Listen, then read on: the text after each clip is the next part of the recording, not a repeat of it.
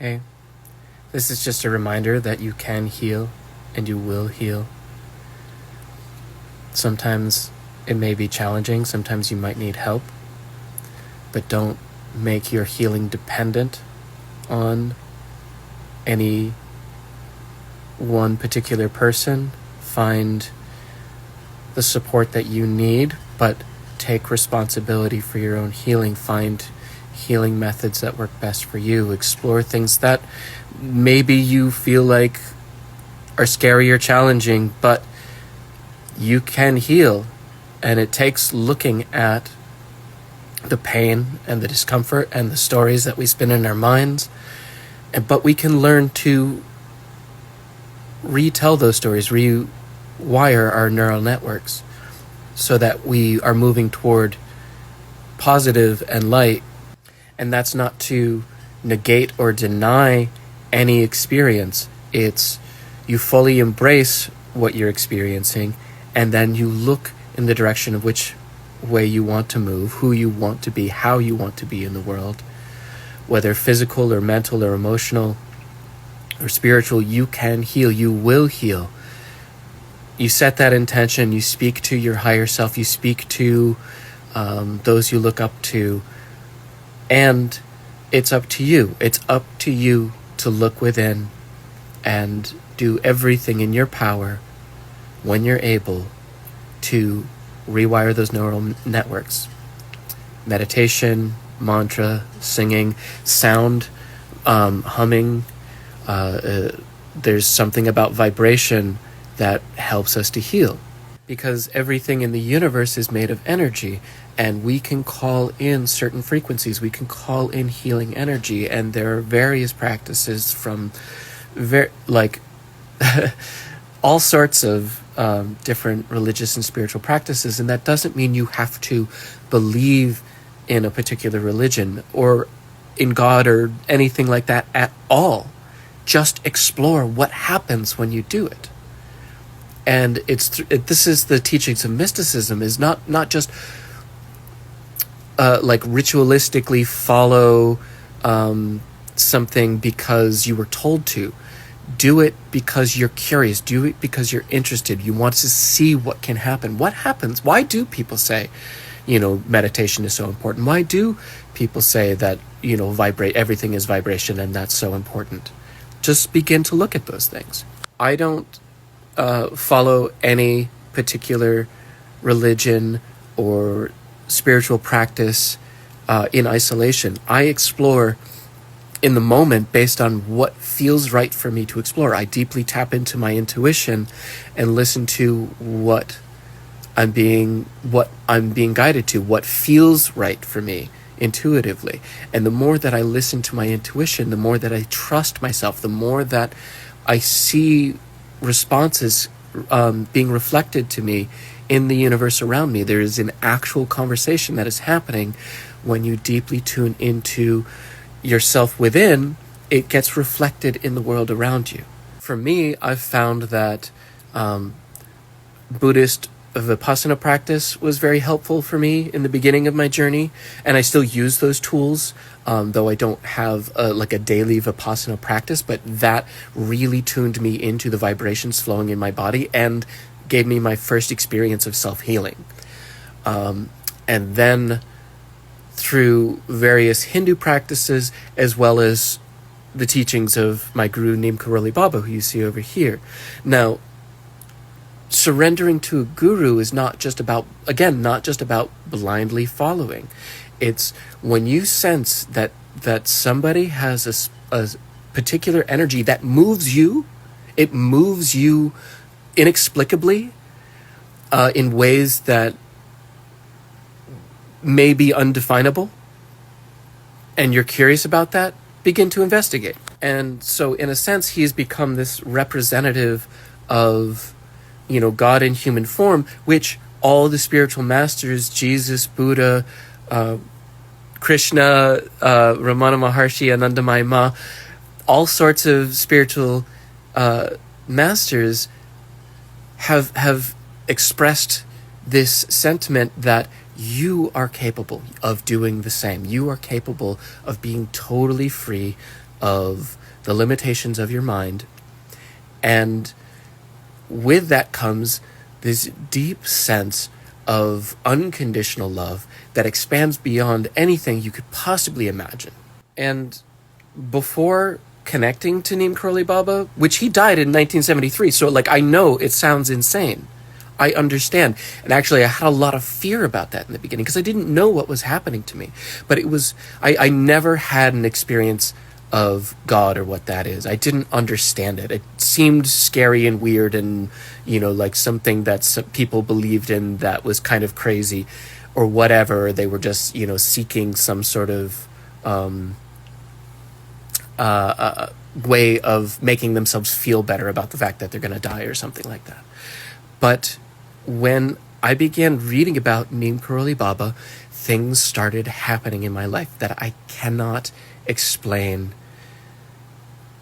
in any other way than I was in this deep connection with absolute brilliance and humor and love. It was playful. It was like playing with the most exquisite lover who knows everything of your being, knows every fiber of who you are and all of your experiences, and you are so deeply touched with love that it's inexplicable. And through my experiences with him, and I saw over and over and over and over again that reality is not what it seems. It's not this fixed state of just materialism. I mean, as Albert Einstein, discovered in his theory of relativity, and that matter is energy. It's the same thing. Energy can become matter, and so in actuality, the energy is the vast majority of who we are. Now, when I first started going through this experience, I had this profound feeling of like almost not even being human anymore. Like the world in a lot of ways didn't make sense. And so that can be scary. That can feel scary. It feels like you're going crazy. And if you continue to tap into the love and examine within and the stories in your mind and the fear-based beliefs and learn how to let those things go, you can experience incredible healing. Now, and that doesn't mean that just because you've had one of these enlightening experiences that's it, you're done.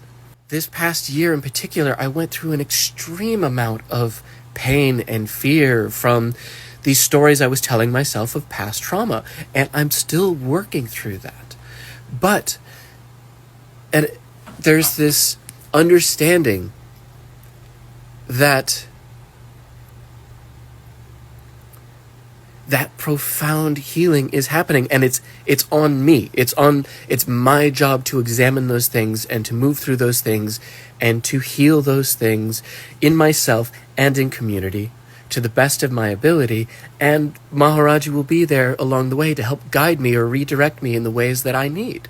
And he's not the only one. There are other beings beyond the physical plane who are very high vibrational beings that want to assist, that want to help you evolve and to elevate your consciousness, that we can, as a collective, heal all of humanity. And that doesn't mean it's your responsibility to fix every broken person there is in the world. Again, like I said, the most important piece of the puzzle is that you are doing your own work, and everybody else in the universe must be doing their own work.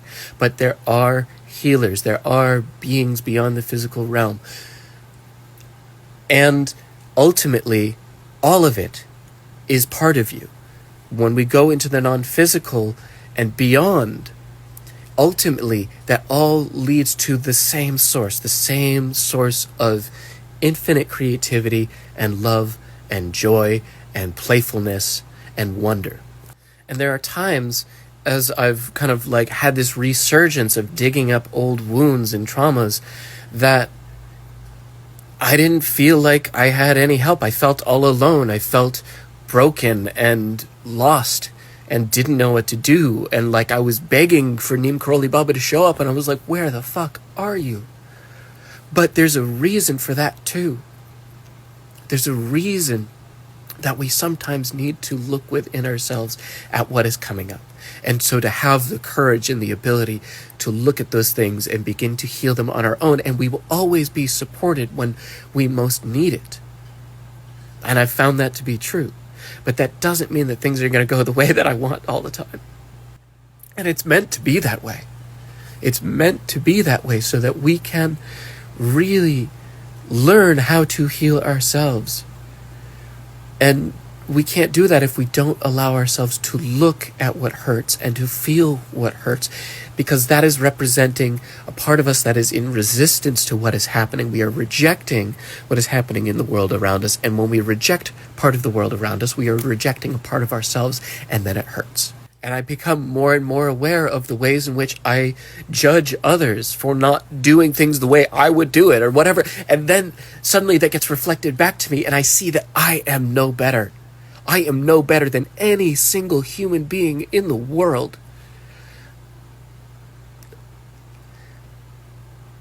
Because we all have that same ability to heal and that same ability to get lost in fear and anger and desire in ways that are destructive. But we also have the ability to transcend those experiences, not by pushing it away, not by forcing things to be a certain way, not by judging or hurting myself or anyone else, but finding acceptance in any way I can. In actuality, not just on the surface level, not just sweeping things under the rug. And our planet as a collective, we as human beings are going through incredible transformation and change in this time. And for many people, that's really, really scary. You know, the country is literally on fire, and you know, the way the world of politics and the way that there's so much fear and deceit and manipulation, all of those things, yes, those exist too, but we can begin, again, not by rejecting, not by pushing those things away, but by examining the pain that is within ourselves as we are experiencing these things in the world, and continuously moving ourselves toward the world that we want to live in, the world that we want to be in, the people who we want to be, and taking that responsibility on ourselves. And so when you feel fear, or when you feel anger, or when you feel jealousy, or when you feel anything other than what feels good in your body, whenever you have those experiences, come back, take your consciousness away from what's happening outside of you, and begin to look within and to sit with what hurts, sit with what is angry, and try not to spin the thoughts in your mind, but to feel the sensations and to hold those experiences like you would a child who is scared or angry or in pain. And do what you can to support them, not judge them, but allow them to be.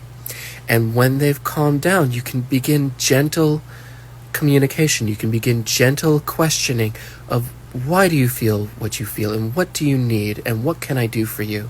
And you become the parent for those parts of ourselves that are in pain. And do your absolute best to be the most loving and kind and patient and compassionate parent that you can possibly be, the person that you always needed to be within you. And the more and more you practice it, the easier and easier it will get.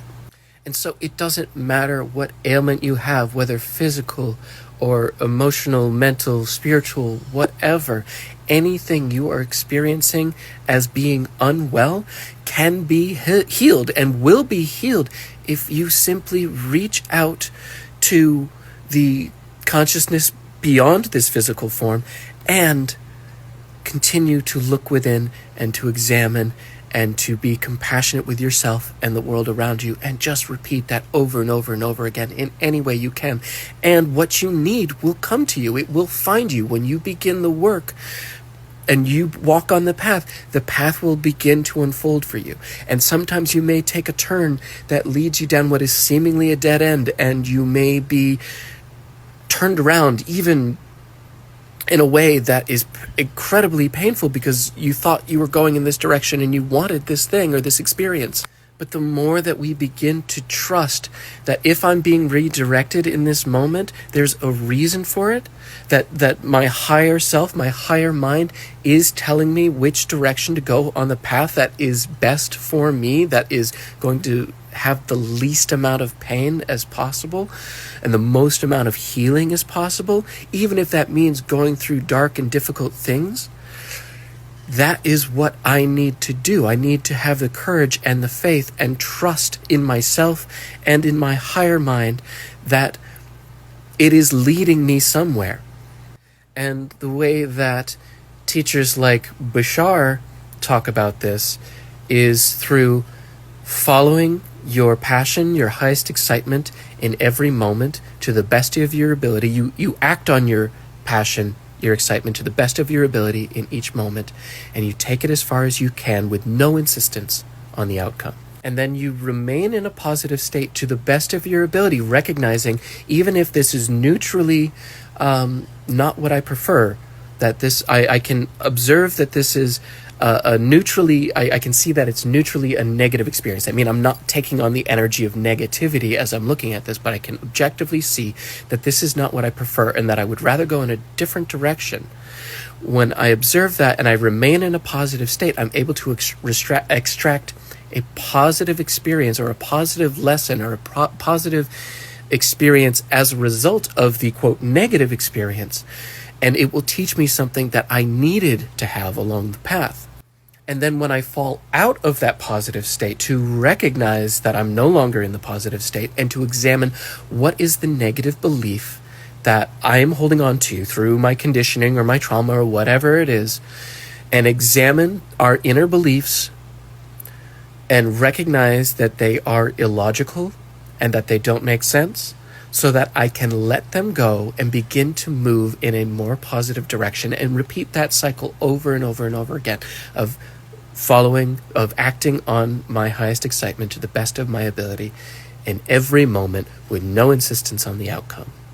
And I let go of any sort of insistence on the outcome because I don't know why my excitement moved me in a particular direction. That's the signal from the higher mind says, go in this direction because that feels good. It feels exciting. And there's something about that that is more resonant of your natural core frequency of who you are. So move in that direction.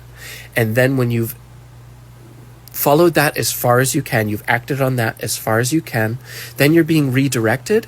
That's a positive thing. That's a good thing. Now I act on my next highest excitement to the best of my ability and take that as far as I can go in each moment with no insistence on the outcome. And you do that over and over and over again.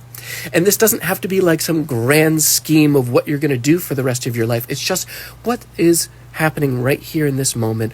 How do I want to act? Can I act in the way that is most exciting to me? And again, do everything you can to recognize that even if something doesn't go the way you would have liked or would have preferred, to begin to recognize that this must have happened for a positive reason. And I don't have to know it. I don't have to know why this happened. All I have to do is investigate any negative beliefs as they come up, and then again, continue to move in the direction of my highest excitement and repeat this process over and over again. And then at the end of the day, when you're tired and most excited to go to sleep, everything you did that day was exactly perfect. It was exactly as it needed to be in that moment or throughout that day.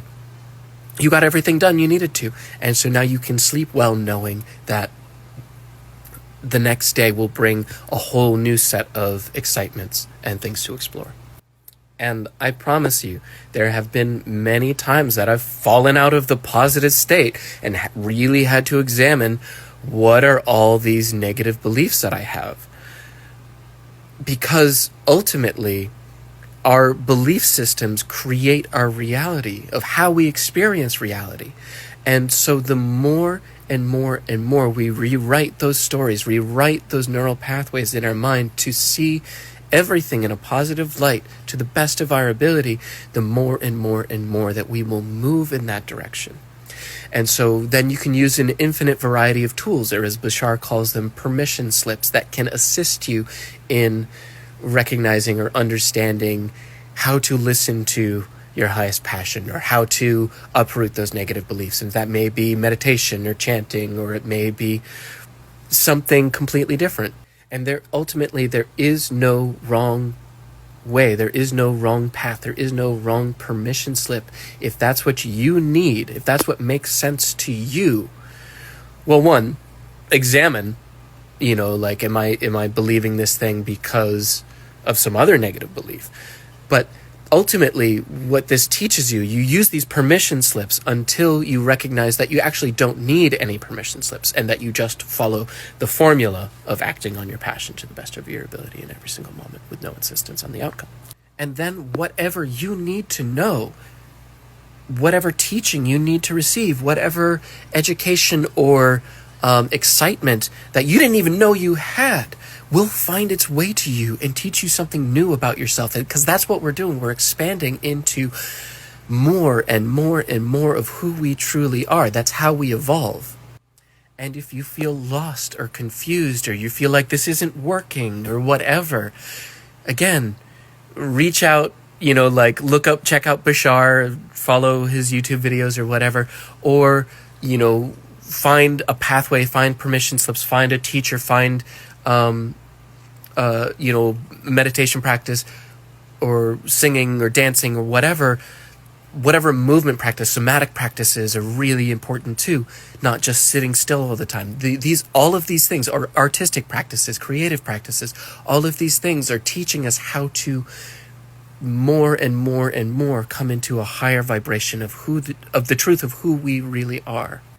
But help will come to you in the way that you need it, when you need it.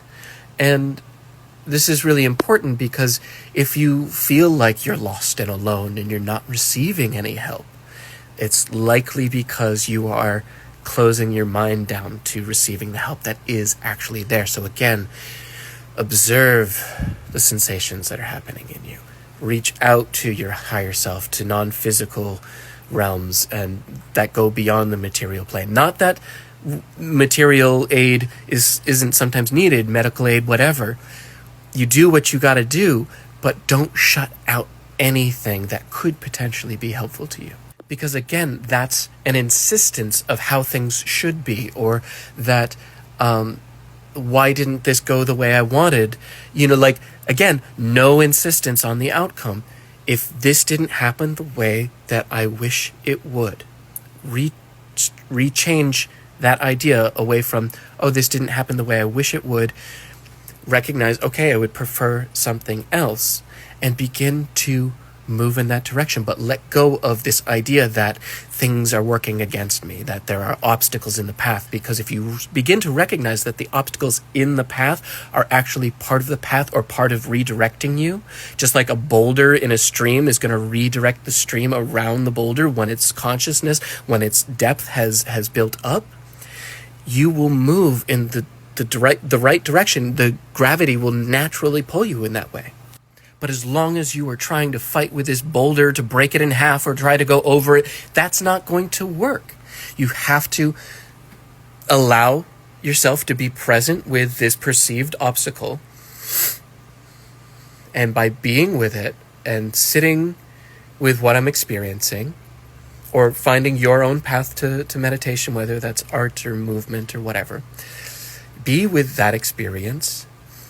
At some point, the depth of your consciousness will have risen to the point where it can just flow around that boulder. And it's effortless. Allow yourself to flow downstream, and allow yourself to be still when you need to be still, and to move when you need to move, and learn to listen to your intuition to the best of your ability. And the more and more and more you trust that, the more and more you will get messages from the world around you that is saying, yes, this is the right direction, this is the right path, keep going. And then you might think that you're going in the direction because this thing is going to happen, right? Like if I worked on a movie, like this is my example, like I worked on Free Guy and thought it was going to change my life into being a movie star, and then most of my scenes were cut out, and that drastically changed my expectation of what I thought it was going to be. And a more recent example of this is that this past year, my ex-partner and I were navigating the path of having a baby together. And I haven't talked to most people about this. It's still very fresh and still very new, and so there's still pain and resistance in my body. But the more that we explored this, the more that it became evident that we're actually not on the same page about how we want to do this. And then we separated, and then a miscarriage happened, and then like we just couldn't find our way back to reconnecting. And so it can be really challenging to accept that this happened for a positive reason. That can be really challenging and painful. And again, so I look at where is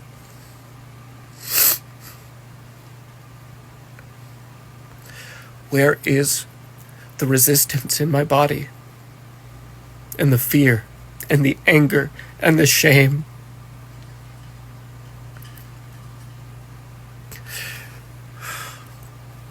And take myself away from the spiraling thoughts of the mind and into my heart and into my body, and to communicate with those parts of myself and with my higher self, with Neem Karoli Baba, in any way I need to get the help that I need to move forward. But this experience led me to a profound sense of distrust of just about anyone. I have a really hard time, a really challenging time trusting people right now, because the person that I loved and cared for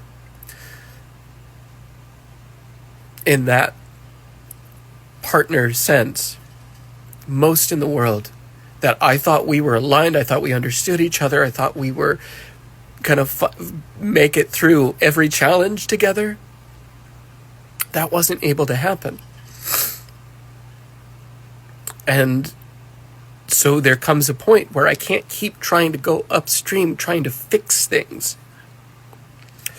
But I need to find acceptance of what happened, and that I'm being redirected, and to reclaim my agency, reclaim my sense of trust in myself first of all, to get back to a sense of trusting my heart and where my path is leading me, knowing that everything is happening for a reason. And it's okay if you don't believe that. I know that's really hard to hear, especially when there's a death, or, when people are in grief. Like, don't just be like, oh, well, everything happens for a reason. But I'm choosing that path. I'm choosing to rewire my mind in that way so that I can, to the best of my ability, extract a positive understanding from that experience, so that I've grown in some way, that I am now more aware of certain things, certain destructive qualities that are in myself, and to relearn how to work with those things, work with those negative beliefs as they come up, so that I can more actively move away from fear and shame and all of these quote negative emotions, again, which are not inherently negative. They exist for a reason, but then the problem is when we get caught in this downward spiral of oh, poor me, or victimization, or whatever, that if we can say, okay, I feel anger right now. Now why is that? Can I examine it? Can I be with it? Can I hold my anger with compassion, so I don't hurt myself and I don't hurt the people around me? How can I learn to forgive what happened, the ways that my partner wasn't able to hold me in the way that I wish that they could? But I am healing. I am allowing myself to be with the grief and to recognize when I am in resistance, and how to move that energy through my body, whether it needs stillness or movement, and reconnecting to my inner sense of trust, redefining the ways that I have lost that trust, and reconnecting to this sense of there are beings beyond the physical who are guiding me. My higher self, Neem Karoli Baba, Bashar, other teachers or masters that I am choosing. Like, I'm not being swayed or manipulated or brainwashed. Like, I am exploring these things consciously. And what happens when I explore this path? Because ultimately, in truth, no one has power over me. No one has power over me. And I don't have power over them. And it may appear that way sometimes because we've been taught through a culture of fear or violence or trauma or whatever, or taught that we're not capable of certain things or whatever that we took on in childhood, which, it wasn't our fault that we absorbed those ideas in childhood. But now as adults, we have the ability to examine those beliefs and to rewire our brains, begin to trust our heart, open up to that divine sense of love and the non-physical beyond this limited physical self. And again, the more that I tap back into that knowledge, that experience, the more I see those synchronicities coming back. Because I'm not lost in the shadows in my mind. At least not as much. I was really in it for a long time. And it was really challenging. And even then, I knew that there is a path forward. I knew that there is light at the end of the tunnel, so to speak. But I was lost. I was blinded in this fear and pain and anger and confusion, and didn't know how to get myself out of it. But again, the more I listened to teachings that seemed interesting to me, that seemed exciting to me, and the more that I experimented with them and played with them and took action on them, the more and more and more that I received that feedback from the universe, that communication from whatever that consciousness beyond me, rather the consciousness beyond the limited ego human self, beyond the physical and into the realm of our higher self, the truth of who we are, to recognize that for whatever reason, I chose this path. And because I chose this path, I may have to experience certain lessons that don't necessarily feel good. And I don't have to experience them as negative, but I can learn through those, quote, negative experiences. I can learn through them how to transmute them back into a positive experience and how to transmute them into positive forward action. And if you took the time to listen to all that, thank you very much.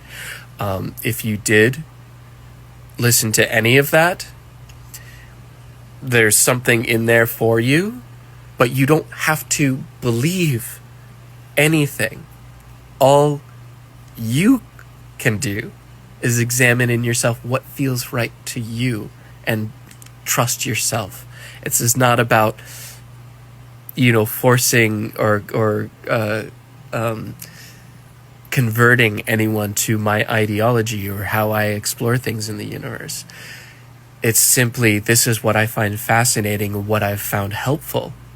And so I like to talk about it. And so if you have thoughts or questions or similar experiences, feel free to reach out. Thank you, and I love you.